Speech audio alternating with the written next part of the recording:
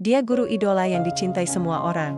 Tapi di balik senyumnya, ada luka yang hanya satpam sekolah yang tahu. Hingga suatu hari, cinta terlarang itu direkam, dan ternyata semuanya adalah jebakan. Pagi di SMP Negeri 1 Kembangarum selalu dimulai dengan dentuman bel yang nyaring, mengiris udara segar kota kecil yang masih terkantuk-kantuk. Burung-burung beterbangan dari atap kelas, sementara suara riuh murid-murid menggema di halaman. Sapetu. Cats berwarna-warni mengetuk lantai semen, sambil tangan kecil membawa tas penuh buku dan bekal nasi uduk dari rumah. Di tengah hiruk-pikuk itu, muncul sosok yang selalu membuat suasana berubah, tidak lebih dari seorang wanita berusia 38 tahun. Berjilbab lembut warna krem, dengan tas kulit coklat yang sudah mulai mengelupas di ujungnya. Senyumnya lebar, hangat, seolah pagi ini adalah hadiah yang tak pernah bosan diterimanya. "Selamat pagi, Bu Laras," teriak sekelompok siswa kelas 9 dari kejauhan. "Pagi, anak-anak. Sudah sarapan semua?" jawabnya sambil mengusap rambut seorang murid yang berantakan. "Nanti kita ulangan bahasa Indonesia, jangan lupa baca puisi Rendra lagi ya." Tawa kecil meledak. Mereka melangkah pergi, tapi tidak sebelum sempat menyerahkan secangkir kopi instan yang mereka beli dari warung depan sekolah. "Buat ibu, biar nggak ngantuk." Bu Laras tertawa kecil, matanya berkaca-kaca. Bukan karena kopi itu, tapi karena ia merasa dilihat. Di sekolah, ia bukan sekedar guru. Ia adalah tempat curhat, pelindung, mentor, bahkan ibu pengganti bagi yang merasa terasing. Di ruang guru, rekan-rekannya menyapanya dengan hormat. "Laras, bol menta saran media pembelajaran untuk kelas 7? Laras, kamu selalu tahu cara bikin murid senyum, padahal aku udah habis akal." Ia duduk di mejanya yang rapi, foto keluarga di samping vas kecil berisi bunga kering. Di dinding, terpampang sertifikat penghargaan, guru inspiratif tingkat provinsi, pengajar dengan nilai kepuasan siswa tertinggi, pelatih Olimpiade Bahasa 2023. Semua itu bukan hasil keberuntungan. Ia bekerja keras, membuat video pembelajaran. Di malam hari, memeriksa ratusan esai dengan catatan penuh perhatian, bahkan mengunjungi rumah murid yang sering absen. Namun, di balik semua sorotan itu, ada sesuatu yang retak. Sangat pelan, tapi nyata, sore itu, ketika suara bel terakhir berbunyi dan murid-murid berlarian pulang, Bu Laras masih duduk di ruang kelas. Ia mengoreksi ulangan, sambil sesekali mengusap pelipisnya yang penat. Pak Bima, satpam sekolah yang sudah pensiun dari TNI, mendekat sambil membawa segelas teh hangat. "Bu, pulang belum? Hujan mau turun nih." Ia tersenyum. "Iya, Pak Bima, sebentar lagi. Masih ada 50 lembar lagi." Pak Bima menggeleng pelan. Ibu Laras ini, kayaknya, nggak pernah capek ya. Padahal semua orang lihat ibu capek. Laras terdiam. Kalimat itu menusuk lebih dalam dari yang ia kira. "Saya nggak capek, Pak," katanya pelan. "Cuma, kadang rasanya, semua yang saya lakukan di sini, nggak pernah saya bawa pulang." Pak Bima tidak menjawab. Ia hanya duduk di bangku dekat pintu, mengamati hujan yang mulai turun. "Di rumah, nggak ada yang nunggu, ya?" Laras menatapnya sebentar, lalu tertawa kecil, tapi tidak sampai ke matanya. "Suami saya pejabat di Dinas Pendidikan. Sibuk sekali. Pulang malam, kalau pulang." Pak Bima mengangguk. "Kalau saya, dulu waktu masih jaga markas, yang paling saya rindukan adalah pulang, terus lihat istri nyiapin makan malam. Sekarang, cuma ada cucu kecil saya yang menunggu di rumah kontrakan." Ada kehangatan dalam kesedihan Pak Bima yang membuat Laras merasa tidak kesepian. "Saya pulang dulu, Bu. Hati-hati ya. Jangan kerja terus. Ibu juga butuh istirahat." Setelah Pak Bima pergi, Laras menatap foto keluarganya lagi. Suaminya, Pak Dodi, berdiri kaku dengan jas dinasnya, sementara ia tersenyum terlalu lebar, seperti sedang berpura-pura bahagia. Mereka menikah 10 tahun lalu, di tengah harapan besar. Dodi dulu adalah pria yang romantis, yang menulis puisi untuknya. Tapi sejak promosi jabatan, semuanya berubah. Percakapan mereka kini hanya soal anggaran rumah tangga, tagihan listrik, dan acara dinas yang harus diselenggarakan bersama. Saat pulang, hujan sudah reda. Rumahnya sepi. Lampu menyala, tapi tidak ada suara. Ia menemukan makan malam di atas meja, nasi bungkus dari warteg langganan, dengan catatan singkat, "Maaf, rapat sampai malam. Jangan bigadang, Laras letakkan tasnya perlahan." Ia makan sendirian. Menonton acara TV tanpa suara. Ia membuka laptop, menyiapkan materi untuk esok hari. Jam menunjukkan pukul 22 ketika ponselnya berdering. "Pak Dodi." "Halo sayang. Aku nggak bisa pulang malam ini. Ada tamu dari kantor pusat. Aku nginep di hotel. Oh, Oak. Hari-hari. Kamu baik-baik saja ya? Besok ada rapat penting, jangan telat. Siap, Pak. Panggilan berakhir. Laras menatap layar ponsel. Yang gelap, dia tidak marah. Ia bahkan tidak sedih. Yang ada hanyalah sebuah kebetulan, seperti ruangan besar yang ditinggalkan tanpa alasan. Ia berjalan ke kamar mandi, membuka kran air. Lalu, untuk pertama kalinya dalam berbulan-bulan, ia menangis. Tidak keras, tidak dramatis. Hanya air mata yang turun perlahan, seperti hujan yang tak pernah berhenti. Di sekolah, Bu Laras adalah guru yang dicintai semua orang. Di rumah, Ayah adalah istri yang tidak pernah benar-benar pulang. Esok paginya, seperti biasa, ia tiba lebih awal. Rambut sudah dikepang rapi, wajah sudah dibersihkan dari sisa air mata. Ia membawa 2 bungkus nasi untuk Pak Bima dan penjaga malam. Saat melewatinya, Pak Bima tersenyum lebar. Wah, Bu Laras enak banget nih. Tadi saya bawa kopi birebio, malah balas bawa makanan. Laras tertawa. Balas budi, Pak. Kemarin ibu dikasih teh, hari ini balasnya makanan. Tapi ibu yang selalu kasih semua orang sesuatu, Bu, kapan ibu bisa? Pertanyaan itu menggantung di udara, tak terjawab tapi di benak Laras, benih kecil mulai tumbuh.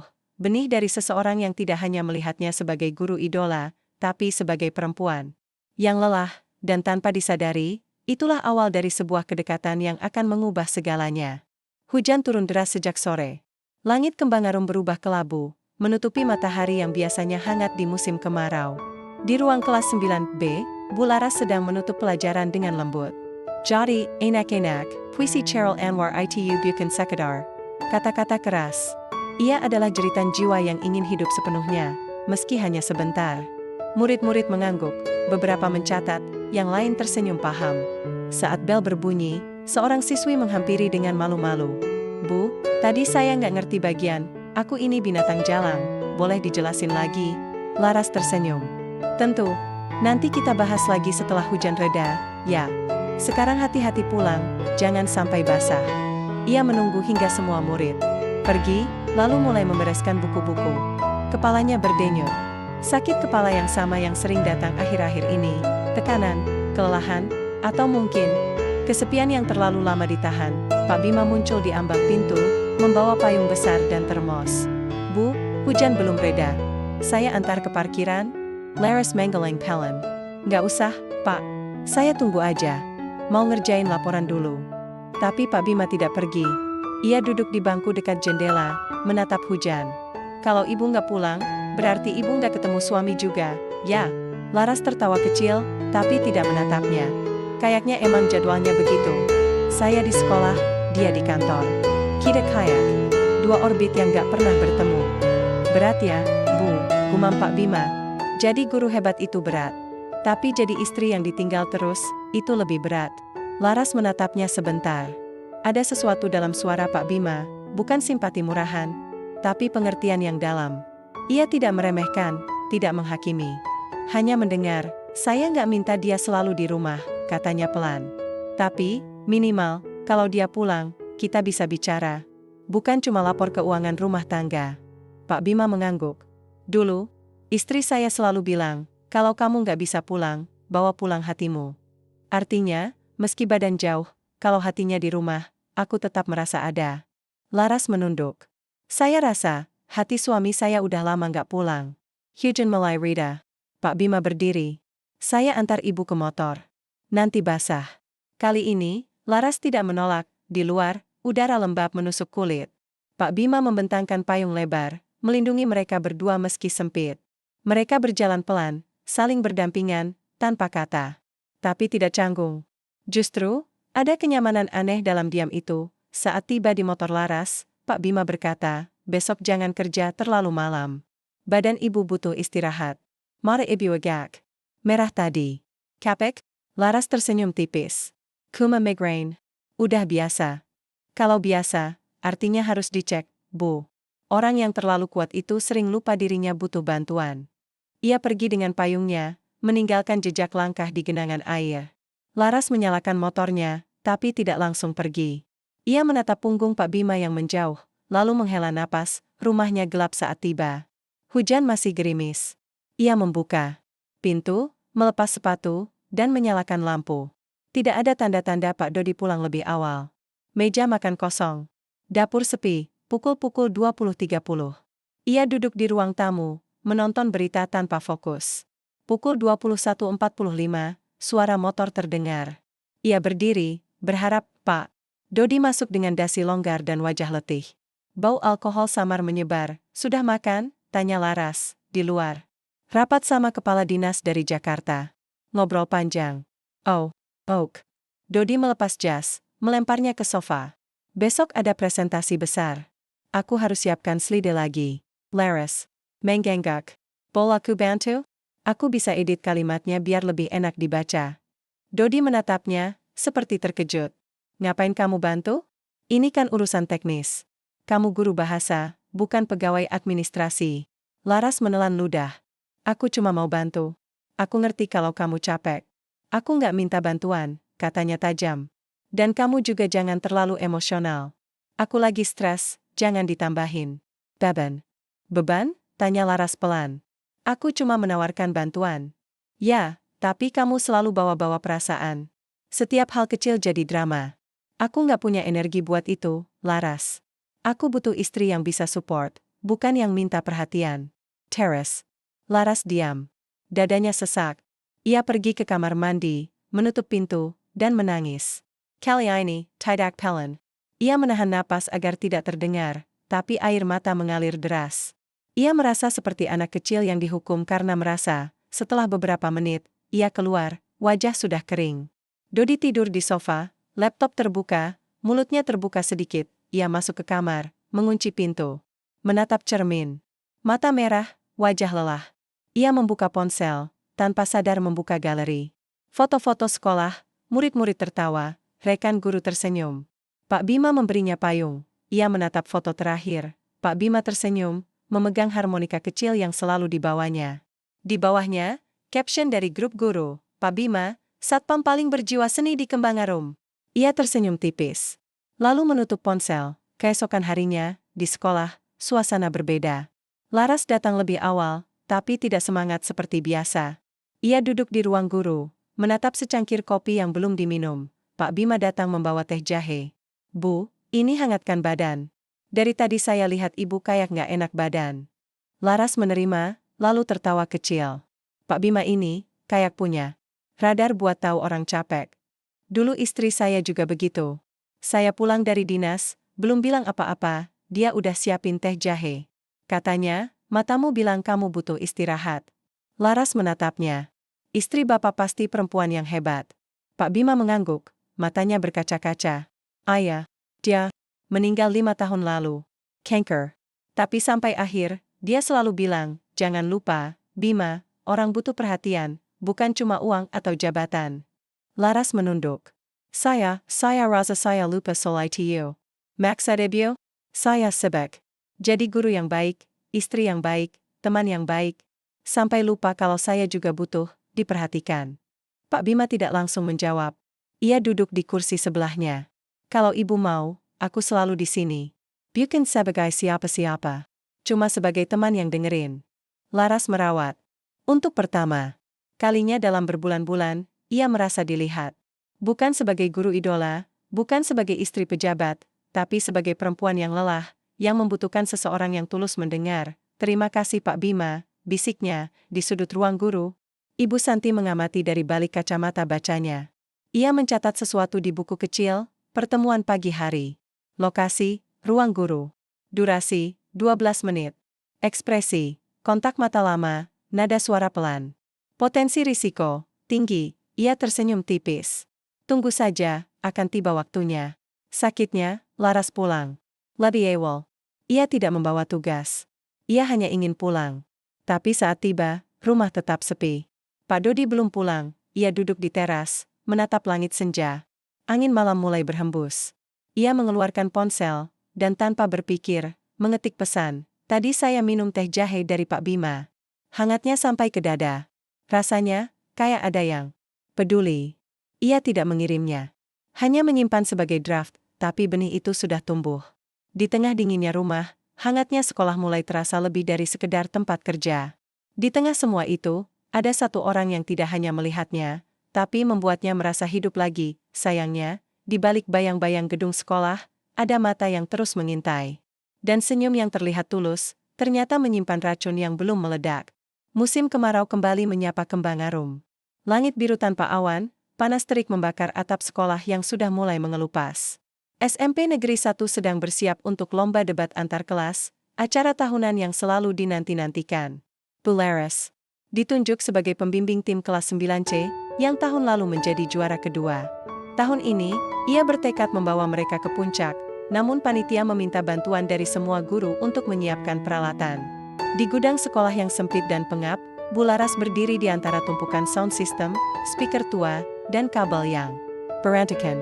Ia mencoba mengangkat kotak speaker yang berat, tapi tubuhnya goyah.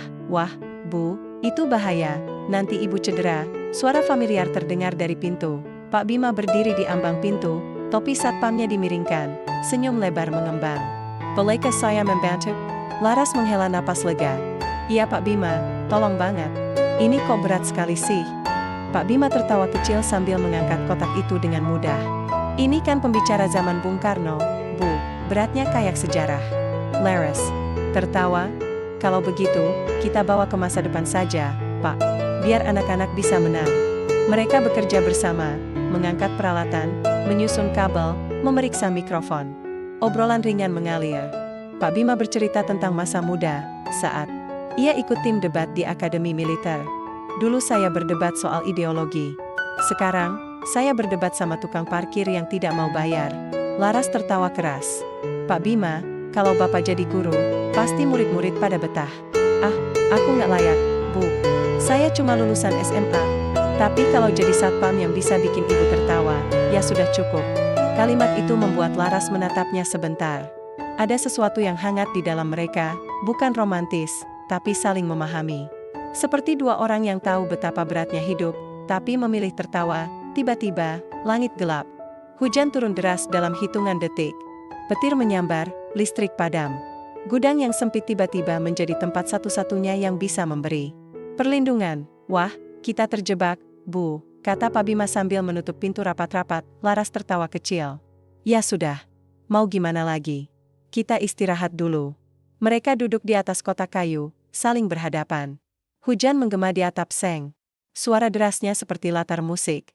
Dalam kegelapan, hanya cahaya senter kecil dari HP Laras yang menyala. Enggak takut gelap, Bu? Tanya Pak Bima pelan. Dulu takut. Sekarang, kayaknya udah terbiasa.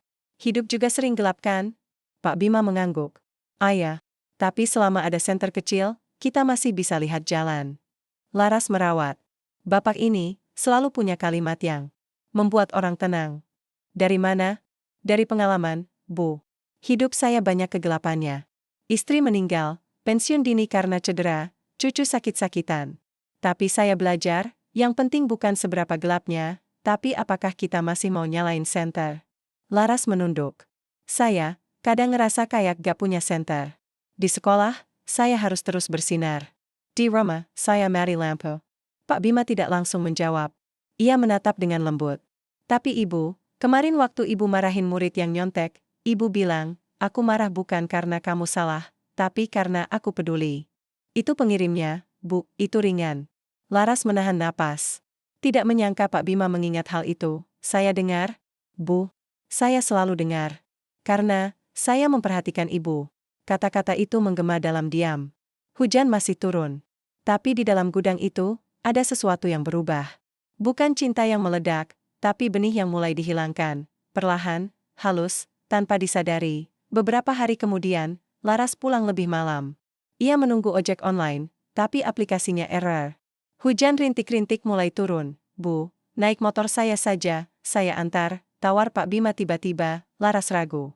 Nggak usah, Pak, nanti Bapak repot. Saya nggak repot. Motor saya tua, tapi masih kuat. Cuma joknya agak keras. Tapi ibu kan kuat, pasti tahan. Laras tertawa. Iya deh. Terima kasih Pak. Mereka berboncengan pelan. Angin malam menerpa wajah Laras. Ia memegang erat ujung jilbabnya, sementara Pak Bima mencapai kecepatan rendah. Hari-hari ya. Jangan terlalu dekat ke badan saya, nanti ibu basah. Laras tersenyum. Saya di belakang, kok aman. Namun saat hujan semakin deras, Pak Bima menyerahkan jas hujan kecil yang ia simpan di jok. "Pakai ini, saya sudah biasa-biasa. Tapi Bapak, saya satpam, Bu. Basah itu bagian dari pekerjaan. Ibu guru, harus tetap kering." Laras memakai jas hujan itu. Hangat. Dan entah kenapa, rasanya seperti dilindungi. Saat tiba di rumah, Laras turun dengan hati-hati. "Terima kasih Pak Bima. Besok saya bawain kuenya deh." Pak Bima mengangguk. "Saya tunggu. Tapi jangan kerja terlalu malam, ya. Saya tidak selalu bisa antar." Laras memperhatikan pergi, motor tua itu perlahan menghilang di balik kabut malam. Dia masuk ke rumah. Seperti biasa, sepi. Pak Dodi belum pulang, ia membuka jas hujan itu. Pau, kain bekas dan sedikit wewangian sederhana, sabun cuci dan kayu putih. Ia menyimpannya di kursi, tanpa sadar menyentuhnya beberapa kali sebelum tidur. Di ruang kerjanya, Ibu Santi duduk di depan monitor kecil yang tersembunyi di balik rak arsip. Layar menayangkan rekaman dari kamera tersembunyi di gudang. Bu Laras dan Pak Bima duduk menghadap, saling menatap, suara percakapan samar tapi jelas. "Saya perhatikan Ibu." Ibu Santi memperbesar gambar. Ia memutar ulang adegan itu 3 kali. Lalu mencatat di buku hitamnya, tanggal 12 Mei, pertemuan di gudang. Durasi, 23 menit. Kontak mata intens. Isyarat lisan, "Saya memperhatikan Ibu." Rekaman jelas. Syarat sempurna. Belum diedit. Simpan untuk momentum yang tepat, ia tersenyum tipis. "Kamu terlalu baik, Laras. Terlalu sempurna. Tapi semua kesempurnaan punya retakan. Dan aku akan memperbesar retakan itu." Ia membuka laci, mengeluarkan flash disk kecil yang disebut backup keamanan sekolah. Di dalamnya, puluhan rekaman. Bu Laras tertawa dengan Pak Bima, mereka berdua makan siang di warung dekat sekolah. Bahkan saat Laras menangis di mobil dan Pak Bima mengetuk jendela memberi teh, semua direkam. Semua dimanipulasi. Dan semua menunggu waktu untuk meledak. Beberapa hari kemudian, suasana di ruang guru mulai berubah. Ada yang berbicara dengan nada pelan. Katanya Bu Laras sering makan sama Pak Bima di warung. "Iya, aku lihat mereka pulang bersama." "Apa nggak aneh? Satpam dan guru senior?" Bu Laras merasa ada yang aneh. Ia merasa penasaran. Saat ia masuk ruang guru, percakapan tiba-tiba terhenti. Ibu Santi menyambutnya dengan senyum palsu. "Wah Bu Laras, kok mukanya lelah? Jangan-jangan terlalu sering ngobrol panjang dengan Pak Bima?" Laras tersentak. "Max Adebio? Oh, nggak apa-apa. Cuma khawatir. Kan kita harus jaga citra sekolah." Laras mengangguk, tapi dadanya sesak. "Ia tidak melakukan apa-apa yang salah." Tapi kenapa rasanya seperti salah? Ia mencoba menjauh dari Pak Bima. Tidak lagi menunggu ojek di tempat biasa. Tidak lagi makan siang di warung yang sama. Tapi hatinya tidak bisa berbohong. Suatu malam, saat sedang menyiapkan materi, ponselnya bergetar. Pesan dari nomor lama, nomor pribadi Pak Bima yang baru ia simpan beberapa hari lalu. "Bu, saya tahu Ibu menjauh. Saya tidak marah. Tapi saya cuma mau bilang, kalau Ibu merasa nyaman, saya juga merasa nyaman. Tapi kalau itu bikin Ibu terluka, saya akan pergi. Karena saya tidak mau Ibu terluka. Bahkan oleh saya." Laras menatap layar lama. Jari-jarinya gemetar. Ia mengetik balasan, tapi menghapusnya. Mengetik lagi. "Aku merasa hidup lagi di dekatmu. Tapi aku takut. Aku takut semua ini salah."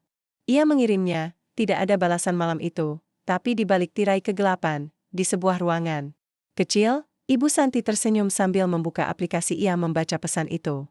Lalu simpan, waktunya semakin dekat. Pagi itu, surat dinas resmi tiba di meja Bu Laras. Dikirim dari Dinas Pendidikan Provinsi, dengan kop resmi dan stempel basah. Ia membukanya pelan, jantung berdebar tanpa alasan, kepada YTH.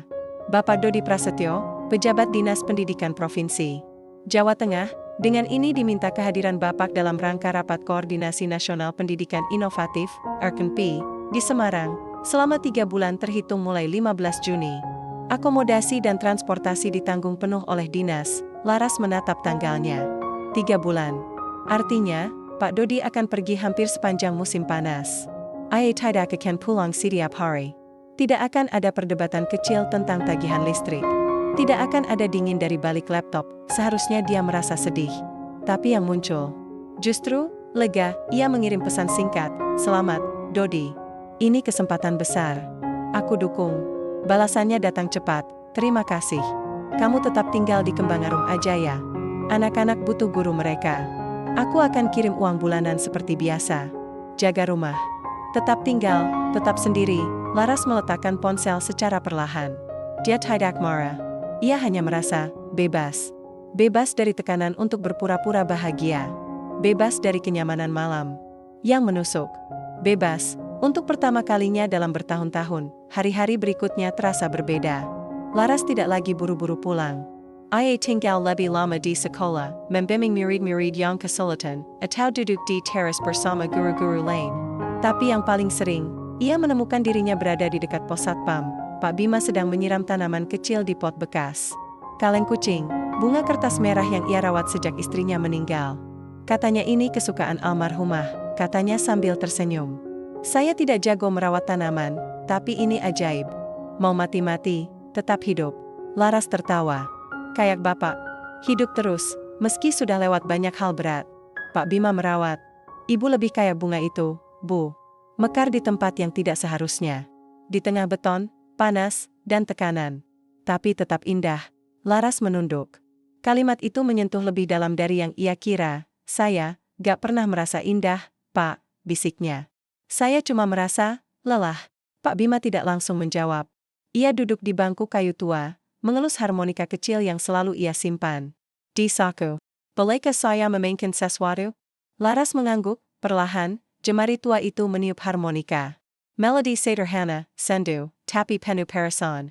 Lagu daerah, Seukuto, versi instrumental yang dimainkan pelan.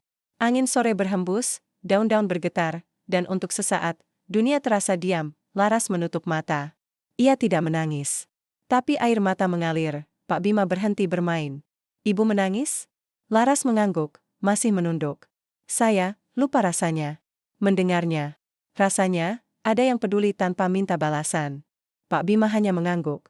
Saya tidak bisa kasih banyak, Bu. Tapi kalau ibu butuh tempat untuk jatuh, saya di sini. Laras merawat. Dan tanpa berpikir, ia berdiri, lalu memeluknya erat, bukan pelukan romantis. Bukan pelukan pasangan. Tapi pelukan dari dua manusia yang lelah, yang saling merasa aman. Pak Bima tidak membalas pelukan itu dengan tangan. Ia hanya diam, membiarkan. Laras menangis di bahunya. Seperti seorang ayah yang membiarkan anaknya menangis setelah lama menahan rasa sakit. Di balik jendela ruang guru lantai 2, Ibu Santi mengamati. Ia tidak perlu mendekat. Kamera tersembunyi di tiang dekat pos satpam. Sudah merekam semuanya, dari jarak dekat, dengan sudut sempurna. Ia memperbesar gambar, Bu Laras memeluk Pak Bima, erat, wajahnya basah oleh air mata, tangan gemetar, Ibu Santi tersenyum tipis. Ia menekan tombol rekam, lalu membuka aplikasi edit video.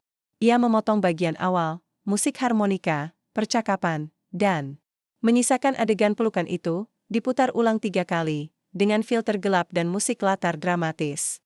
Ini bukan lagi soul kedekatan. Ini sudah masuk ranah yang bisa terancam. Ia menyimpan rekaman itu di folder bernama Arsip Bukti 01. Beberapa hari kemudian, hujan turun lagi. Kali ini lebih deras. Sekolah sudah kosong, hanya tersisa Bu Laras yang sedang menyiapkan bahan presentasi untuk seminar guru. Aku lupa payung. Saat hendak pulang, hujan memaksa. Tea, jangan keluar. Nanti basah, teriakan Pak Bima dari pos. Laras tertawa. Ya sudah, saya tunggu di sini, sampai hujan. Rida. Pak Bima mengangguk. Saya ambilkan teh jahe. Biar gak masuk angin. Mereka duduk berdampingan di pos satpam kecil, dindingnya dari triplek, atap bocor di sudut. Tapi hangat. Radio kecil memutar lagu lawas, Kala Cinta Menggoda oleh Chrisye. Hujan menggema di atap seng. Dodi sudah berangkat, tanya Pak Bima. Kemarin, katanya. Akan telepon seminggu sekali. Hanya seminggu sekali? Laras mengangguk. Ya, dia sebek. Tapi, aku nggak apa-apa. Pak Bima merawat. Tapi ibu butuh orang yang selalu ada, bukan yang datang sesekali. Laras tertawa kecil. Saya tidak minta banyak, Pak. Cuma, kadang butuh seseorang yang ngerti. Yang tidak cuma lihat jabatan atau gelar. Tapi lihat, saya. Pak Bima diam sebentar. Lalu berkata, saya tidak punya apa-apa, Bu. Nggak punya jabatan, tidak punya uang banyak, tidak bisa membawa ibu ke hotel mewah. Tapi kalau ibu butuh tempat untuk bicara, untuk menangis, untuk merasa hidup, saya punya itu. Saya punya waktu. Saya punya telinga. Saya punya hati. Laras merawat. Mata berkaca-kaca. Ia tidak menjawab dengan kata-kata. Ia hanya menggenggam tangan Pak Bima, pelan-pelan, dan menahannya erat. Tidak ada ciuman. Tidak ada deklarasi cinta. Hanya genggaman tangan, di tengah hujan, di pos satpam tua, dari dua orang yang saling merasa ditemukan. Di monitor kecil di ruang kerja Ibu Santi, rekaman itu berjalan. Ia memperbesar gambar tanggal mereka yang saling berpegangan.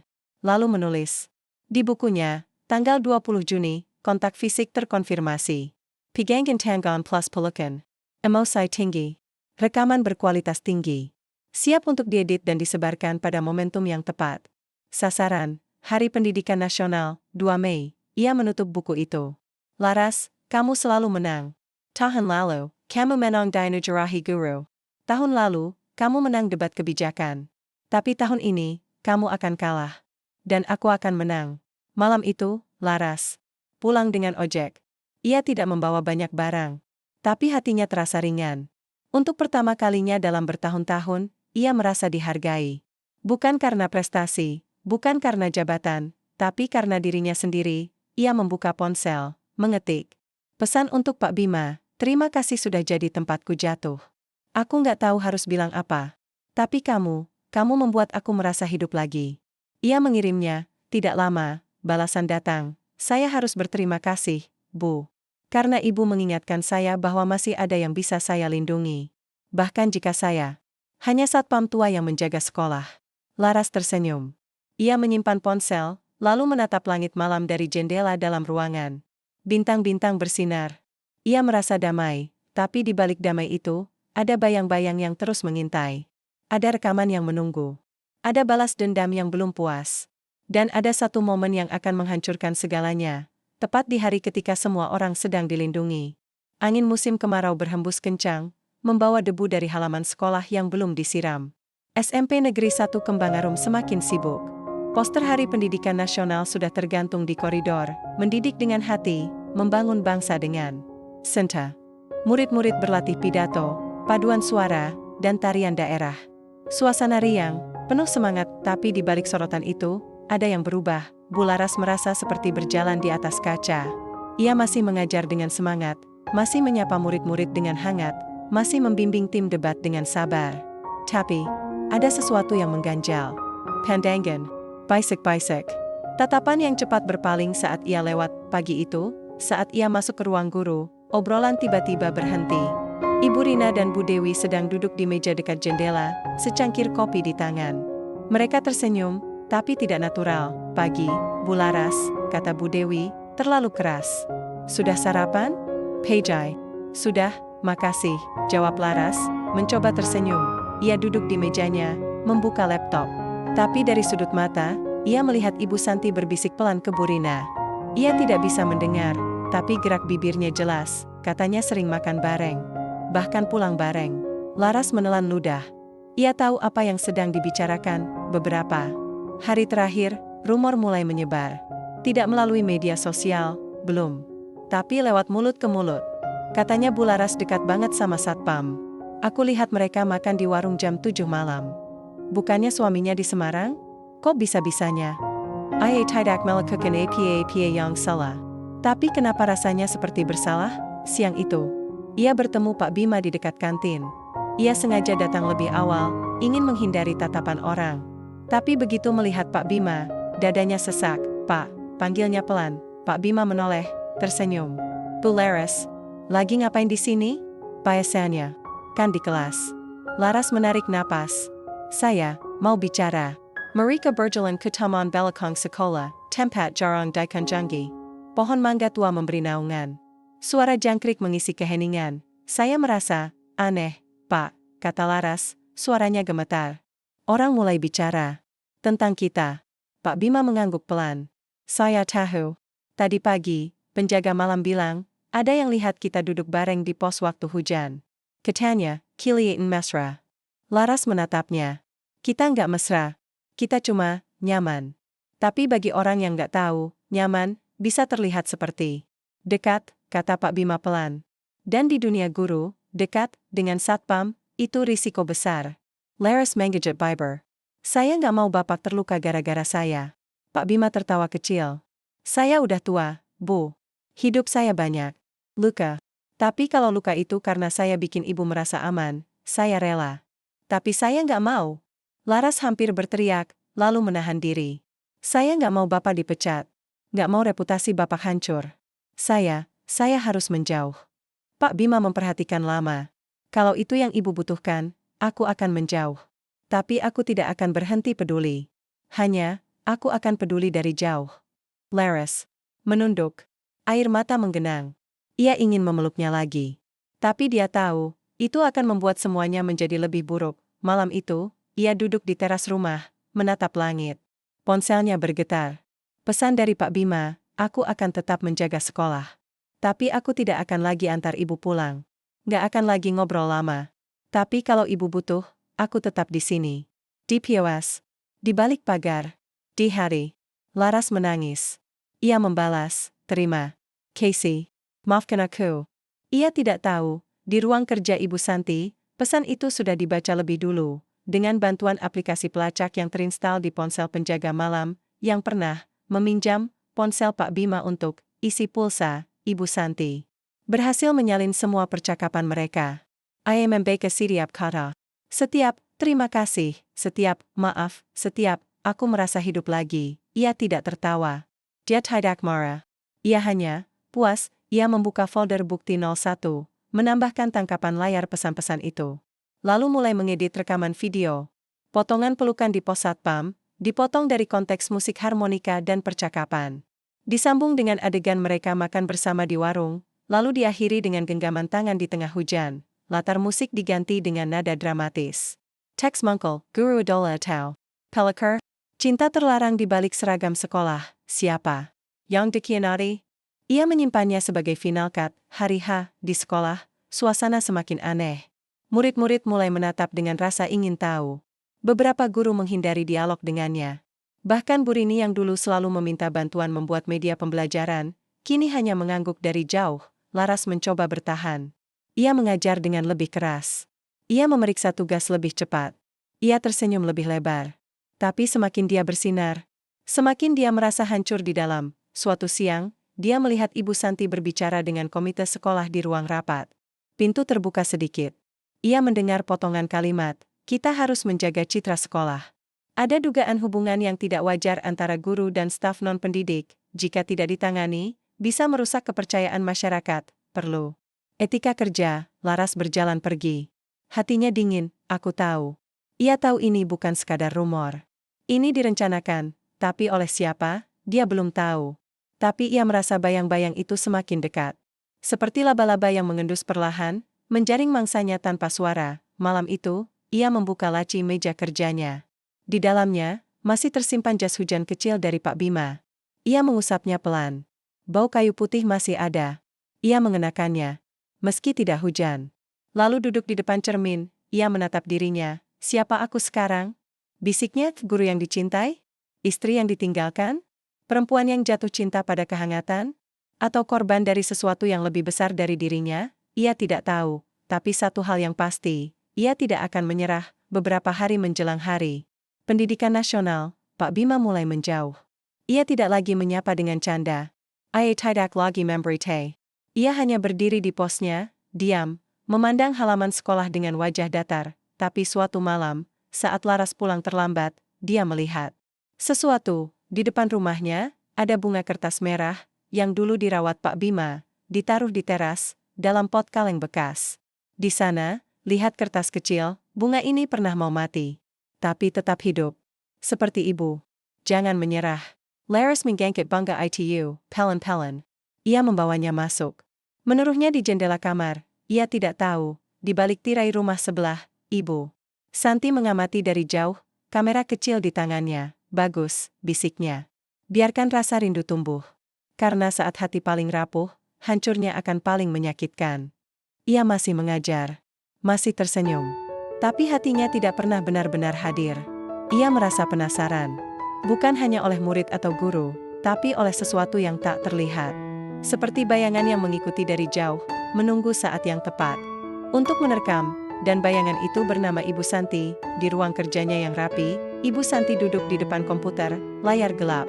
Ia menatap foto lama di dinding, foto kepengurusan sekolah 5 tahun lalu. Di tengah, Bu Laras tersenyum lebar sambil memegang piagam kepala sekolah terpilih. Di situ, Ibu Santi berdiri kaku, tangan terlipat, senyum dipaksakan, ia menghela napas. Yari jarinya mencetak meja pelan 5 tahun lalu, dia yakin akan menang. Ia sudah 22 tahun mengabdi di sekolah ini. Lulusan S2 dari Universitas Negeri, pengalaman panjang, disiplin tinggi. Ia bahkan sudah menyiapkan visi misi, program kerja, dan rencana anggaran. Tapi komite sekolah memilih Bu Laras, karena lebih dekat dengan murid, kata ketua komite. Karena bisa menginspirasi, tambah salah satu guru. Karena sekolah butuh pemimpin yang hangat, bukan yang kaku. Kata-kata itu menusuk seperti pisau. Kaku. Tampaknya kekakuan adalah dosa. Seolah kedisiplinan adalah kekurangan, padahal Ibu Santi percaya, sekolah butuh tangan besi, bukan pelukan hangat. Murid butuh aturan, bukan canda. Guru butuh kontrol, bukan kebebasan, tapi Bu Laras datang dengan senyum, puisi, dan acara kreatif. Ia membuat murid-murid menyukainya. Ia membuat guru-guru memujinya. Ia bahkan diundang ke seminar nasional sebagai guru masa kini, sementara Ibu Santi, ia tetap menjadi wakil kepala sekolah. Tetap dibayang-bayang. Tetap di tempat yang sama, selama 5 tahun, dan dendam itu tidak pernah padam. Dia hanya menunggu. Menunggu retakan. Menunggu kesempatan. Sore itu, Ibu Santi memanggil penjaga malam, Pak Jono, ke ruang kerja. Pak Jono, laporan keamanan minggu ini sudah? Sudah, Bu. Semua aman. Kuma lampu taman belakang mati, sudah saya ganti. Ibu Santi mengangguk. Bagus. Oh iya, soal kamera baru di pos satpam dan gudang, kamu bantu Pak Bima pasangkan? Betul, Bu. Tapi, kok kameranya aneh? Rekamannya langsung ke cloud? Saya nggak ngerti teknologi segitu. Ibu Santi tersenyum tipis. Itu sistem keamanan baru dari dinas. Automatus. Tapi, kamu jangan bilang ke siapa-siapa, ya. Ini masih uji coba. Kalau bocor, kita bisa kena sanksi. Pak Jono mengangguk cepat. Iya, Bu, saya diam saja. Setelah Pak Jono pergi, Ibu Santi membuka laptop pribadinya. Ia masuk ke akun cloud rahasia, dengan nama pengguna, Santi_WKS_KBR. Di dalamnya, puluhan file video terarsip rapi, ia membuka. Folder, arsip, Laras Bima, subfolder, pertemuan gudang 12 Mei pelukan di pos, 20 Juni pegangan tangan, 25 Juni pesan pribadi, 30 Juni, disalin dari HP Pak Bima via ponsel pinjaman. Ia memutar salah satu video, adegan pelukan. Di pos satpam, ia memperbesar wajah Bu Laras, matanya basah, tangan erat memeluk Pak Bima. Lalu ia memotong bagian awal, bagian harmonika, bagian hujan, bagian percakapan tentang istri Pak Bima. Yang tersisa hanyalah 2 orang yang berpelukan erat, tanpa konteks, ia menambahkan latar musik, nada dramatis, seperti adegan sinetron perselingkuhan. Lalu menulis teks di atas gambar, guru idola atau penipu hati. Di balik senyum manis, tersembunyi cinta terlarang, satpam dan istri pejabat skandal di balik tembok sekolah, ia menyimpannya sebagai final, Hari Pendidikan Nasional, MP4, lalu membuka email dinas. Ia menulis draft, kepada YTH. Komite Sekolah Dinas Pendidikan Provinsi, dengan hormat, saya selaku Wakil Kepala Sekolah Bidang Kesiswaan ingin menyampaikan temuan penting mengenai dugaan pelanggaran etika oleh salah satu guru senior di sekolah kami. Bersama ini saya lampirkan bukti visual dan dokumentasi yang telah dikumpulkan selama beberapa minggu terakhir. Ia tidak mengirimnya. Film. Ia menunggu saat yang tepat. Hari besar. Banyak tamu. Termasuk Pak Dodi, karena balas dendam yang baik tidak hanya menghancurkan. Ia harus mempermalukan. Malam itu, Ibu Santi duduk di teras rumahnya sambil menatap bulan. Ia tidak merasa bersalah. Ia merasa, adil, Laras, bisiknya. Kamu selalu menang. Tapi kamu lupa, di dunia ini, tidak semua orang senang melihat orang lain bersinar. Terutama jika cahayanya membuat yang lain terlihat gelap. Ia membuka album foto lama. Foto keluarganya. Ayahnya, pensiunan kepala sekolah, yang selalu berkata, reputasi itu lebih penting dari hati. Ibunya, guru taman kanak-kanak, yang dulu dipecat karena berpura-pura berselingkuh, padahal hanya membantu teman yang sakit. Dunia ini kejam pada perempuan yang terlalu dekat dengan orang yang salah, kata ibunya sebelum meninggal, dan sekarang, Ibu Santi akan membalas dendam lunas itu. Bukanan Takebio. tapi untuk dirinya sendiri. Untuk harga dirinya yang diinjak selama 5 tahun, keesokan harinya, Bularas datang ke sekolah lebih awal. Ia ingin memeriksa naskah pidato murid-murid. Namun saat melewati ruang guru, ia melihat Ibu Santi sedang berbicara dengan komite sekolah. Kita harus jaga nama baik sekolah, kata Ibu Santi dengan suara keras, seolah sengaja agar didengar. Apalagi dengan tamu dari dinas datang. Kita tidak mau ada hal yang mencurigakan. Mata mereka bertemu. Ibu Santi tersenyum tipis. Laras merasa darahnya membeku. Ia masuk ke kelas, tapi tidak bisa fokus. Ia membuka ponsel, melihat pesan terakhir dari Pak Bima, saya tetap di sini. Jika ibu butuh, saya siap. Ia ingin membalas. Tapi takut. Takut membuat semuanya lebih buruk, tapi tiba-tiba, sebuah pikiran muncul. Kenapa semua ini terasa terlalu cepat? Kenapa Ibu Santi tahu begitu banyak? Kenapa rumor muncul tepat setelah aku mulai dekat dengan Pak Bima? Ia menatap kamera kecil di atas pintu kelas. Kemudian ke kamera di tiang dekat pos satpam. Lalu ke kamera di gudang. Sekolah memang memasang sistem keamanan baru. Tapi siapa yang mengaturnya? Ia membuka catatan harian di ponsel. Tanggal 10 Mei, Ibu Santi mengusulkan pemasangan kamera tambahan. Tanggal 11 Mei, Pak Jono bantu pasang di pos dan gudang. Tanggal 12 Mei, kejadian di gudang, hujan, percakapan, pelukan, terlalu pas. Terlalu cepat. Terlalu, direncanakan, Laras duduk kembali. Jantungnya berdebar, apa mungkin? Tidak. Tidak mungkin Ibu Santi sejauh itu. Tapi di balik dinding ruang kerjanya, Ibu Santi sedang memutar rekaman terakhir. Bu Laras menaruh bunga kertas di jendela, sambil menatap pos satpam dari jarak jauh, ia tersenyum. Segera, Laras. Kamu akan segera jatuh. Dan semua orang akan tahu, siapa kamu sebenarnya. Hari Pendidikan Nasional tiba, langit kembang arum cerah, tanpa awan. Bunga-bunga di taman telah disiram, umbul-umbul berkibar, dan panggung utama berdiri megah di tengah halaman. Murid-murid tetangganya rapi dalam seragam lengkap. Guru-guru memakai batik resmi. Tamu undangan mulai berdatangan, dinas pendidikan, kepala sekolah tetangga, orang tua murid, dan, yang paling ditunggu, Pak Dodi, suami Bu Laras, yang kembali. Khusus untuk acara ini, Bu Laras berdiri di belakang panggung, menenangkan tim debat yang tegang. Ia memakai kebaya biru muda, rambut dijepit rapi. Senyumnya tetap ada, tapi matanya berkeliaran, mencari sosok Pak Bima di pos satpam. Dia tidak melihatnya. Hanya penjaga malam yang berdiri di gerbang. Dia menjauh, untuk melindungiku, pikirnya, sesak, di ruang kerja, Ibu Santi memeriksa laptop terakhir kali. Flash disk kecil sudah terkolok. File final, Hari Pendidikan Nasional, MP4 siap dikirim ke proyektor utama, yang terhubung langsung ke layar raksasa di panggung. Ia membuka email, menyalin draft yang telah disiapkan selama berminggu-minggu. Lampiran, video, tangkapan layar pesan, dan laporan palsu tentang pemantauan etika, semuanya sempurna, bisiknya. Waktunya tiba. Upacara dimulai dengan khidmat. Lagu Indonesia Raya berkumandang. Upacara Bapak Inspektur, Pak Dodi, berdiri, tegak di samping kepala sekolah. Ia tersenyum, berjabat tangan, seolah tidak merasakan ketegangan di udara. Setelah upacara, acara dilanjutkan dengan upacara. Kepala sekolah memuji semangat guru dan murid. Ibu Santi naik ke panggung, menyampaikan laporan kegiatan sekolah. Suaranya tenang, profesional, lalu, giliran Bu Laras, ia naik ke panggung, disambut tepuk tangan meriah. Murid-muridnya desetukan. Rekan guru tersenyum. Bahkan Pak Dodi menatap dengan bangga, meski sekilas, terima kasih, kata Laras, suaranya sedikit bergetar. Saya hanya ingin menyampaikan, bahwa menjadi guru bukan soal prestasi atau penghargaan. Tapi soal hati. Soal percaya bahwa setiap anak punya cahaya, meski tersembunyi. Tepuk tangan menggema, tapi saat dia turun, layar utama tiba-tiba berkedip, lampu panggung redup, dan dari keheningan, sebuah video mulai diputar. Gambar pertama, Bu Laras dan Pak Bima duduk menghadap di gudang, hujan deras di luar. Tidak ada suara harmonika. Tidak ada pembicaraan tentang kesetaraan.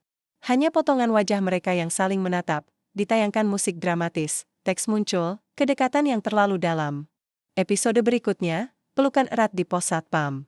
Wajah Laras basah oleh air mata. Tangan mereka saling meremas. Tanpa konteks, tanpa penjelasan teks, antara kemanisan dan pelanggaran, lalu, adegan genggaman tangan di tengah hujan. Disusul screenshot pesan-pesan yang telah diedit, Aku merasa hidup lagi di dekatmu. Aku tidak mau Bapak terluka gara-gara aku. Kalau Bapak nggak ada, aku nggak tahu harus ke siapa. Tidak ada pesan dari Pak Bima yang menunjukkan penolakan atau jarak. Semua dipotong. Semua dimanipulasi. Akhir video. Foto Bu Laras tersenyum di depan kelas, lalu beralih ke adegan pelukan, dengan teks besar, guru idola atau penipu hati. Skandal di balik senyum manis SMP Negeri 1 Kembangarum, layar kembali hitam, hening, lalu, suara terkejut meledak. Wah, seriusan itu Bu Laras? Duh, kasihan Pak Dodi. Katanya suci banget, ternyata, Laras membeku di tengah panggung. Memucat wajahnya. Jantungnya berdegup kencang, seolah akan keluar dari dada. Ia menatap layar, tidak percaya, ini tidak mungkin, ini direkayasa. Ia menoleh ke arah Ibu Santi, wanita. Itu duduk di barisan depan, wajahnya penuh kepura-puraan. Mata berkaca-kaca. Ia berbisik ke orang di sebelahnya, seolah sedih. Tapi sudut bibirnya, hanya sempit, terangkat, senyum kemenangan. Laras menatap Pak Dodi, wajah suaminya berubah. Merah. Bibirnya gemetar. Ia berdiri, tanpa mengucapkan apa-apa, lalu pergi meninggalkan acara. Tidak menoleh. Tidak bicara, Laras ingin mengejar. Ingin menjelaskan. Tapi kakinya lumpuh, kepala sekolah naik ke panggung, panik. Matikan layar. Siapa yang nyalain? Tapi sudah terlambat, video itu sudah direkam. Oleh puluhan ponsel. Sudah tersebar ke grup WhatsApp orang tua murid. Sudah diunggah ke media sosial dengan judul, Guru Idola Ternyata Selingkuh dengan Satpam. Beberapa jam kemudian, Bu Laras dipanggil ke ruang rapat, komite sekolah hadir lengkap. Wajah mereka dingin. Di meja, laptop terbuka, memutar ulang. Video, Bu Laras, kata ketua komite, suaranya tegas. Kami sudah melihat bukti. Kami juga menerima laporan dari wakil kepala sekolah tentang dugaan pelanggaran etika ini. Kami harus memberhentikan ibu dari tugas sementara, hingga proses investigasi selesai. Laras mencoba bicara. ITU bukan seperti yang ibu lihat. Video itu diedit. Saya tidak pernah, kami punya bukti visual, Bu, potong Ibu Santi. Kali ini dengan nada prihatin. Dan pesan-pesan yang sangat intim. Kami harus menjaga nama baik sekolah. Tapi Bapak Dodi, suami ibu sudah menghubungi dinas, kata anggota komite lain. Beliau meminta agar kasus ini diselesaikan secara hukum, jika terbukti. Laras menatap Ibu Santi. Siapa yang merekam? Kepan? Mengapa? Ibu Santi mengangkat bahu. Kamera keamanan. Untuk mencegah pencurian. Kami tidak tahu akan menemukan ini. Tapi sebagai wakil kepala, saya wajib melaporkan. Laras ingin tertawa. Atau menangis. Tapi yang keluar hanyalah suara serak. Saya tidak melakukan apa-apa yang salah. Saya hanya membutuhkan seseorang yang peduli. Tapi tidak ada yang mendengarnya. Sore itu, Pak Bima datang ke rumahnya, dia dipecat.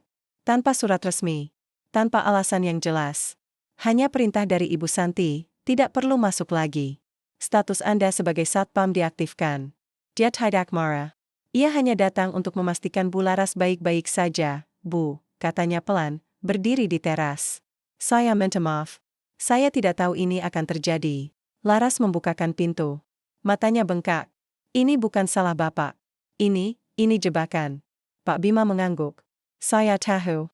Tapi sekarang, yang penting Ibu selamat. Jangan menyerah. Tapi reputasi. Saya hancur. Murid-murid membenci saya. Suami saya pergi. Dan Bapak, dipecat. Pak Bima tersenyum tipis. Saya hanya satpam, Bu. Saya sudah biasa hilang. Tapi Ibu masih punya perjuangan. Jangan biarkan orang jahat menang hanya karena mereka punya kekuasaan. Laras merawat. Di tengah kehancuran, satu hal masih utuh, kejujuran Pak Bima. Ia menarik napas dalam. Saya akan melawan, bisiknya. Saya tidak akan diameter. Pak Bima mengangguk. Saya percaya Ibu. Ia pergi, motor orang tuanya perlahan menghilang di balik senja. Di dalam rumah, Laras duduk di lantai. Menatap bunga kertas di jendela, lalu, perlahan, ia membuka laptop, membuka catatan harian, mencari tanggal-tanggal, kamera, pesan, Ibu Santi, dan ia mulai menyadari, ini bukan soal cinta terlarang. Ini soal balas dendam yang sudah lama direncanakan, dan perang belum selesai. Hari-hari setelah skandal itu berlalu seperti mimpi buruk yang tak kunjung usai, Bu Laras tidak keluar rumah. Ia mematikan ponsel, menutup jendela, dan duduk berjam-jam di depan laptop yang menyala. Di layar, terpampang kalimat-kalimat dari media sosial, guru idola ternyata pelakor. Suami pejabat dikhianati satpam. SMP Kembangarum kena skandal. Orang tua murid protes. Lihat wajahnya yang lugu, pura-pura suci. Beberapa murid mengunggah video pendek. Dulu aku sayang Bu Laras. Sekarang aku malu. Katanya ngajarin etika, sendiri yang melanggar. Laras tidak menangis lagi. Air matanya habis. Yang tersisa hanyalah rasa dingin, dan tekad, ini tidak adil, ini tidak benar, dan aku tidak akan membiarkan kejadian itu menang. Malam itu, ia menyalakan laptop, membuka folder arsip pribadinya. Ia mencari semua catatan harian digital, email, dan log keberadaan sekolah. Ia membandingkan tanggal-tanggal. 10 Mei, Ibu Santi mengusulkan pemasangan kamera tambahan. 12 Mei, kejadian di gudang. Pertama kali ia dan Pak Bima terjebak hujan. 20 Juni, pelukan di pos satpam, direkam, lalu diedit. 25 Juni, genggaman tangan, diambil dari sudut sempurna. 30 Juni, pesan pribadi muncul di grup WA bocor. Padahal ia hanya mengirim ke Pak Bima, terlalu cepat, terlalu tepat, terlalu terencana. Ia membuka Google, mengetik, cara melacak rekaman kamera sekolah. Apakah kamera keamanan bisa direkam tanpa sepengetahuan? Cara mengedit video dengan memotong konteks. Ia belajar. Ia mencatat. Ia menyusun peta, dan satu nama terus muncul, Pak Jono, penjaga malam. Ia yang membantu memasang kamera. Ia yang sering berada di pos satpam saat Pak Bima tidak ada. Ia yang bisa saja meminjam ponsel Pak Bima. Laras mengambil risiko. Ia menyalakan ponsel, mengirim pesan ke nomor Pak Jono, nomor yang dulu pernah dipakai saat acara sekolah. Pak Jono, saya Bu Laras. Bolehkah saya bertemu? Saya butuh bantuan. Ini penting. Tidak ada balasan sepanjang malam, tapi keesokan paginya, ponselnya berdering. Pukul-pukul 6, di warung kopi pinggir jalan, Pak Jono datang. Ia tampak gugup, jaket ditarik sampai ke dagu. Bu, saya cuma bisa sebentar. Jangan sampai ketahuan. Laras merawat. Pak, saya tahu Bapak tahu sesuatu. Saya tidak akan menyalahkan Bapak. Tapi tolong, bantu saya. Pak Jono menunduk. Saya cuma disuruh pasang kamera. Katanya untuk keamanan. Tapi setelah itu, Bu Santi suruh saya diam. Katanya kalau saya cerita, saya bisa dipecat. Saya butuh kerja, Bu. Anak saya sekolah, tapi kamera itu merekam saya dan Pak Bima kan? Tanya Laras pelan. Pak Jono mengangguk. Ayah, saya lihat sendiri. Saat hujan di gudang, saya lewat. Saya lihat Bu Laras dan Pak Bima cuma ngobrol. Tapi, Bu Santi rekam terus. Bahkan waktu mereka cuma ngopi bareng. Dan ponsel Pak Bima? Apakah Bapak pernah pinjamkan ke orang lain? Pak Jono menelan ludah. Ayah, sekali. Waktu Pak Bima ke dokter, HP-nya lowat. Saya pinjamkan ke Bu Santi bilang buat telepon darurat. Tapi, kok bisa muncul pesan di grup? Laras menutup mata. Semuanya jelas sekarang, Ibu Santi tidak hanya merekam. Ia merekayasa. Ia mengedit. Ia menyebar. Dan ia menggunakan orang-orang kecil untuk melindungi dirinya. Dengan bukti itu, Laras mulai menyusun strategi. Ia mencari tahu tentang sistem keamanan sekolah. Dari forum teknologi pendidikan, ia mengetahui bahwa kamera yang digunakan adalah merek SecureView Pro, yang menyimpan data di cloud pribadi, bukan server sekolah. Artinya, hanya orang dengan akun tertentu yang bisa mengakses rekaman asli. Ia mencatat nama akun, Santi_WKS_Bremail, Santi WKS Kembangarum, SCH, ID akses, admin penuh dia tidak bisa masuk. Tapi ia bisa membuktikan bahwa rekaman itu diedit. Ia membuka video yang viral. Memutar bingkai demi bingkai. Membandingkannya dengan memori. Di video, tidak ada harmonika. Padahal Pak Bima memainkannya sebelum pelukan. Tidak ada hujan yang deras di awal. Padahal itu yang membuat mereka terjebak. Tidak ada pembicaraan tentang istri Pak Bima. Padahal itu konteks utama dari pelukan itu. Ia menangkap satu detail krusial. Di video asli yang bocor, jam di dinding pos satpam menunjukkan pukul 18.43. Tapi di rekaman asli yang pernah ia lihat di sistem sekolah, saat membantu urusan administrasi, jamnya menunjukkan pukul 18.37. Artinya, video asli ada, dan yang diedit adalah versi manipulasi. Ia menyimpan bukti itu. Kemudian, ia mencari Pak Bima. Ia tahu pria itu tinggal di kontrakan dekat pasar. Setelah 2 hari mencari, ia muncul sedang menyapu halaman. Cucunya bermain di petak-petak. Pak Bima terkejut melihatnya. Bu Laras, Ibu ngapain kesini? Jangan sampai dilihat orang. Saya butuh bantuan, Pak, kata Laras, suaranya mantap. Saya tahu ini bukan salah kita. Saya tahu ini jebakan. Dan saya ingin melawan. Pak Bima menggeleng. Melawan siapa? Semua orang sudah percaya. Media sudah bilang kita bersalah. Tapi kita punya kebenaran, kata Laras. Dan saya punya bukti. Bahwa video itu diedit, bahwa pesan itu dicuri, bahwa semua ini direncanakan oleh Ibu Santi. Pak Bima memperhatikan lama. Ibu yakin mau lanjut? Kalau kalah, reputasi Ibu hancur selamanya. Kalau diam, reputasi saya tetap hancur, jawab Laras. Tapi setidaknya, jika saya melawan, saya bisa bilang, saya tidak menyerah. Pak Bima tersenyum tipis. Lalu mengangguk. Kalau begitu, saya bantu.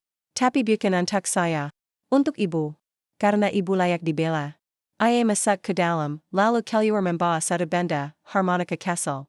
Ini saksi bisu, Bu. Saya merekam semua percakapan. Di sini. Pakai aplikasi perekam suara di HP. Saat di gudang, saat hujan, semuanya ada. Termasuk saat saya bilang, saya tidak ingin Ibu terluka. Laras menatap harmonika itu. Air mata nyaris kembali, bolehkah aku pinjam? Tanya Laras, Pak Bima. Memberikannya. Tapi hati-hati. Ini satu-satunya bukti bahwa kita tidak bersalah. Malam itu, di rumahnya, Laras duduk di depan laptop.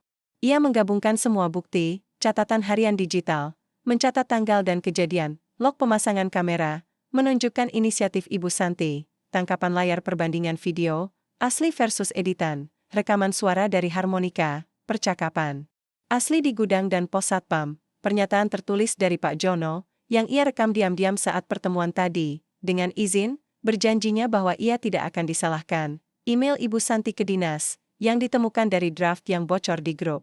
Guru, ia menyusun dokumen. Laporan resmi, manipulasi rekaman dan fitnah terhadap guru SMP Negeri 1 Kembangarum, lalu, dia membuat satu keputusan yang berani, ia akan menyerahkan semuanya ke Dinas Pendidikan Provinsi. Dan ke media lokal, karena kebenaran tidak akan menang jika hanya disimpan diam-diam. Di rumahnya, Ibu Santi membuka laptop. Ia memeriksa grup WA, media sosial, komentar di berita, semua mendukungnya. Wah, Bu Santi berani banget ngungkap. Alhamdulillah, sekolah kita bersih dari guru tidak bermoral. Ia tersenyum puas. Tapi di sudut layar, muncul notifikasi, ada email masuk dari alamat tidak dikenal. Laras benar 99@protonmail.com, subjek, bukti yang Anda sembunyikan lampiran, 6 file, PDF, MP3, MP4, Ibu Santi menggerakkan mouse. Tapi tangannya bergetar, apakah? Mungkin, ia tidak membuka email itu. Film. Tapi untuk pertama kalinya dalam 5 tahun, dia merasa takut. Hari Senin pagi. Angin musim kemarau masih kering, tapi udara terasa berat, seolah dipenuhi ketegangan yang belum meledak. SMP Negeri 1 Kembangarum kembali beroperasi seperti biasa, murid-murid masuk kelas, guru mengajar, bendera dikibarkan. Tapi yang tidak biasa adalah ketidakhadiran Bu Laras. Dan desas-desus yang kini mulai berubah. Beberapa hari terakhir, sebuah laporan panjang beredar di grup WhatsApp orang tua murid, media sosial lokal, dan bahkan masuk ke redaksi koran Kembangarum. Judulnya tajam, skandal atau skenario? Bukti baru ungkap manipulasi di balik video viral Bu Laras, isinya? 6 dokumen yang mengejutkan, rekaman suara asli dari harmonika Pak Bima. Pernyataan tertulis dari Pak Jono. Perbandingan frame video yang membuktikan editing. Draft email dari Ibu Santi yang menyebut temuan etika, sebelum video bahkan diputar. Dan catatan harian digital Bu Laras yang mencatat kronologi pemasangan kamera. Orang mulai bertanya, jangan-jangan Bu Laras difitnah. Kenapa Bu Santi yang pertama kali sebar? Satpam dipecat, guru dihukum, tapi yang pasang kamera malah dipuji. Di ruang kerjanya, Ibu Santi duduk kaku. Ia baru saja membaca laporan itu. Layar laptopnya masih terbuka, wajahnya pucat. Ia menutup jendela browser, tapi tidak bisa menghapus kenyataan. Bu Laras tidak menyerah, dan kini, ia tahu segalanya. Pukul 9.30, bel istirahat berbunyi. Tapi bukan murid yang datang ke ruang kerja Ibu Santi, pintu ditutup, silakan masuk. Kata Ibu Santi, suaranya tetap dingin, pintu terbuka. Bu Laras berdiri di ambang pintu, memakai kebaya sederhana, rambut rapi, wajah tenang. Di tangan, tas kulit coklat yang dulu selalu dibawanya, kini kembali, seperti simbol kebangkitan. Bu Laras, Ibu Santi berdiri, pura-pura kaget. Apa yang Ibu lakukan di sini? Ibu masih dalam proses penghentian sementara. Saya tidak datang sebagai guru, kata Laras, suaranya rendah tapi tegas. Saya datang sebagai korban. Dan saya ingin berbicara. Empat mata. Ibu Santi merawat. Lama. Lalu duduk kembali. Baik. Tapi aku tidak punya waktu lama. Laras menutup pintu. Lalu letakkan laptop di meja. Ia membukanya, menyambungkan ke flash disk. Saya merekam percakapan ini. Paul, untuk keamanan. Ibu Santi tertawa kecil. Rekam? Seperti orang yang merasa benar? Bu Laras, Anda lupa, saya punya bukti visual. Anda punya rekaman curhat? Saya punya lebih dari itu, kata Laras. Ia membuka folder. Saya punya rekaman suara Anda meminta Pak Jono pasang kamera khusus di pos satpam dan gudang. Saya punya log sistem keamanan yang menunjukkan akun Santi_WKS_KBR mengakses rekaman setiap malam. Saya punya pernyataan Pak Jono bahwa ponsel Pak Bima pernah dipinjamkan ke Anda dengan alasan darurat. Dan saya punya video asli dari sistem sekolah yang menunjukkan waktu kejadian sebelum diedit. Ibu Santi menatap layar. Wajahnya tidak berubah, tapi jemarinya menggenggam pena terlalu erat. Dan yang paling menarik, lanjut Laras, saya punya draft email Anda ke Dinas Pendidikan, dikirim sebelum video diputar di acara sekolah. Artinya, Anda sudah merencanakan semua ini. Bukan sekedar menemukan, tapi menciptakan skandal. Ibu Santi tertawa lagi. Tapi kali ini, tidak tulus. Anda pikir saya takut? Saya wakil kepala sekolah. Saya punya reputasi. Saya punya dukungan komite.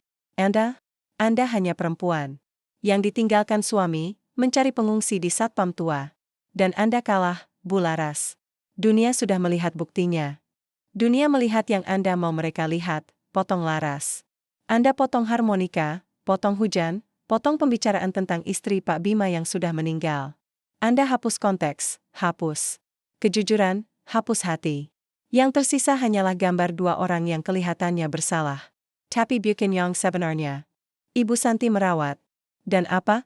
Anda mau bilang Anda tidak merasa apa-apa pada Pak Bima? Anda tidak memeluknya?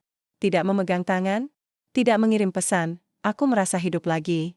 Laras mengangguk. Saya mengaku. Saya memeluknya. Saya memegang tangan.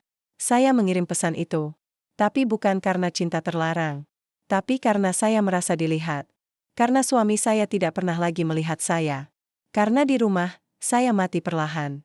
Dan satu-satunya orang yang peduli adalah satpam tua yang tidak punya apa-apa.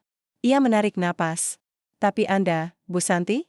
Apa yang Anda rasakan saat memasang kamera itu? Saat mengedit video? Saat menyebarkan ke seluruh sekolah?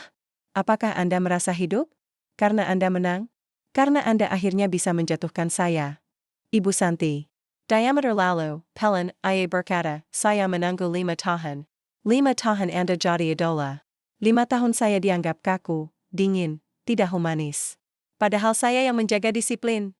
Saya yang menegakkan aturan. Saya yang bekerja tanpa pujian.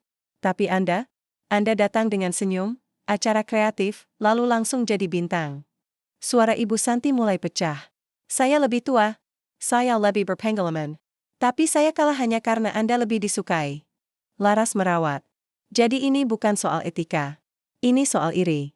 Ibu Santi tidak membantah. Saya tidak menyalahkan Anda merasa iri, kata Laras pelan. Tapi Anda salah menyampaikannya. Anda tidak melawan dengan kerja keras. Anda melawan dengan fitnah. Anda tidak menaikkan reputasi Anda. Anda mengajarkan orang lain. Ia menutup laptop. Saya tidak akan diam. Saya sudah mengirimkan semua bukti ke Dinas Pendidikan, ke Komite Etik Nasional, ke media, dan hari ini, saya akan meminta pengadilan internal sekolah untuk mengusut ini secara transparan. Ibu Santi tertawa getir. Anda pikir mereka akan percaya Anda? Anda yang punya hubungan dengan satpam?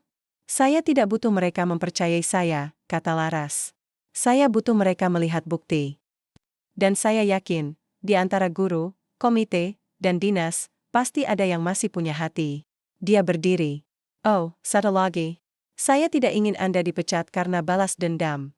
Saya ingin Anda dihukum karena keadilan. Karena jika tidak, skandal ini akan terus terjadi. Dan korban berikutnya bisa jadi bukan saya, tapi guru muda yang hanya membutuhkan tempat untuk bernapas. Ia berjalan ke pintu, dan Bu Santi, jika suatu hari nanti Anda merasa kesepian, jangan mencari pelampiasan. Cari teman. Karena balas dendam tidak pernah menghangatkan hati. Hanya membuatnya semakin beku. Pintu tertutup, Ibu Santi duduk sendirian, lama, lalu, perlahan, ia membuka laci. Mengeluarkan buku catatannya. Membuka halaman terakhir. Di sana, tertulis, target, jatuhkan Bularas. Menang. Ia merawat. Lalu, dengan pena merah, ia coret kata, menang. Di bawahnya, ia menulis, kalah. Karena yang menang sejati bukan yang menjatuhkan orang lain, tapi yang bangkit dari lumpur, tanpa menghancurkan. Armada jatuh ke kertas. Tapi tidak ada yang melihatnya. Di luar, Bularas berdiri di bawah pohon rindang. Ia menatap pos satpam yang kosong. Angin berhembus, membawa daun kering berputar, ponselnya bergetar, pesan dari Pak Dodi, aku baca laporanmu. Aku minta maaf. Aku tidak melihatmu. Aku ingin bicara. Pol? Laras menatap langit. Untuk pertama kalinya dalam berbulan-bulan, ia merasa harapan. 3 minggu setelah konfrontasi, angin kembang arum berubah, bukan hanya karena musim hujan yang mulai datang, tapi karena suasana di SMP Negeri 1 kini dipenuhi rasa penyesalan, introspeksi, dan, perlahan, pemulihan. Sidang etik internal diadakan. Di aula sekolah, dihadiri oleh perwakilan Dinas Pendidikan Provinsi, Komite Sekolah, dan pengawas wilayah. Ruangan yang dulu menjadi saksi kehancuran Bularas, kini menjadi tempat kebenaran ditegakkan. Di depan semua orang, Bularas tampil bukan dengan amarah, tapi dengan tenang. Ia membuka laptop, memutar rekaman suara dari harmonika Pak Bima, menunjukkan perbandingan video asli dan yang telah diedit, dan membacakan pernyataan Pak Jono yang diambil di bawah sumpah. Ia tidak menyerang. Ia hanya menyajikan fakta, kata Kagelaran Ibu Santi bersuara, wanita itu tidak membantah. Ia hanya menunduk. Saya akui. Saya yang merekam. Saya yang mengedit. Saya yang menyebarkan. Saya melakukan ini karena balas dendam. Karena iri. Karena merasa tidak pernah merasa dihargai. Ruangan hening. Ketua Komite Etik berkata pelan. Tindakan Ibu Santi bukan hanya melanggar kode etik. Ini mengkhianati kepercayaan publik. Seorang wakil kepala sekolah menggunakan sistem keamanan untuk menginfeksi rekan kerja. Ini kriminal. Keputusan diumumkan sehari kemudian, Ibu Santi dihentikan dari jabatannya secara tetap. Rekamannya dinyatakan sebagai bukti manipulasi. Nama Bularas dikembalikan. Pak Bima diangkat kembali sebagai staf keamanan, dengan posisi resmi dan gaji yang layak. Hari pertama Bularas kembali mengajar, halaman sekolah dipenuhi murid-murid. Mereka tidak menyembunyikannya. Mereka berdiri diam, membawa bunga kertas merah, seperti yang dulu dirawat Pak Bima. Seorang siswi maju, suaranya bergetar.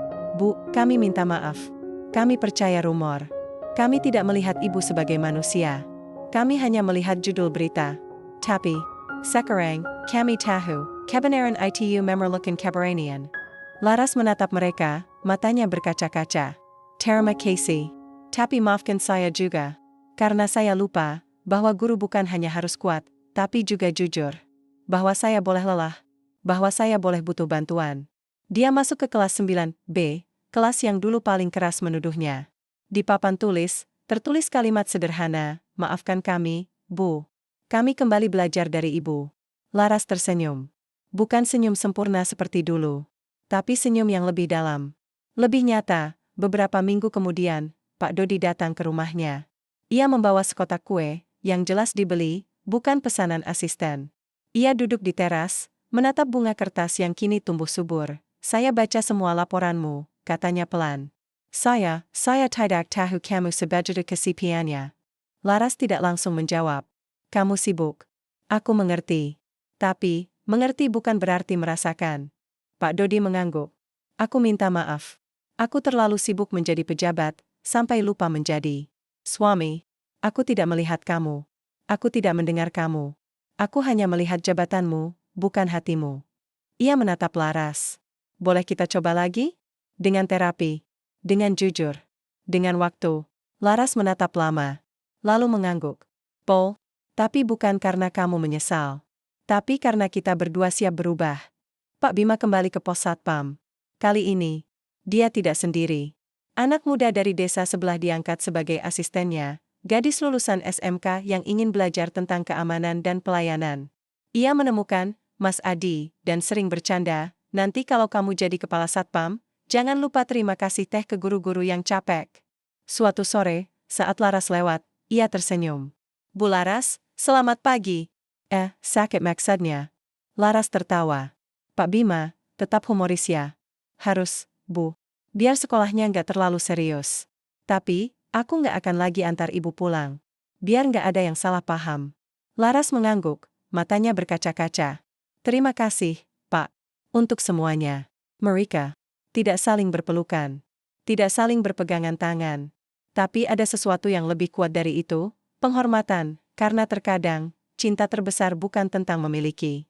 Tapi tentang melepaskan demi kebenaran. Di akhir tahun mengajar, Bu Laras memberi pelajaran terakhir sebelum libur panjang. Bukan tentang sastra, tapi tentang etika, keadilan, dan keberanian. Anak-anak, katanya, berdiri di depan kelas, hidup ini bukan soal siapa yang paling sempurna, tapi siapa yang paling jujur. Saya pernah jatuh. Saya pernah difitnah. Tapi saya belajar. Kebenaran tidak akan menang jika kita diameter dan keadilan tidak akan datang jika kita takut. Ia menatap mereka satu demi satu. Jangan biarkan orang jahat menang hanya karena mereka berkuasa. Jangan biarkan adegan itu menyebar hanya karena fakta yang lebih menarik. Dan jangan pernah meremehkan orang kecil, karena di tangan merekalah kebenaran seringkali menyelamatkan. Murid-murid diam. Tapi matanya bersinar. Di luar kelas, Pak Bima berdiri di balik jendela, tersenyum. Di tangan, harmonika kecil berkilauan. Terkena sinar matahari, beberapa bulan kemudian, Bu Laras diundang ke seminar nasional. Temanya, guru di tengah tekanan, antara citra dan realitas. Di panggung, ia tidak membawa slide penuh data. Ia hanya membawa satu benda, jas hujan kecil.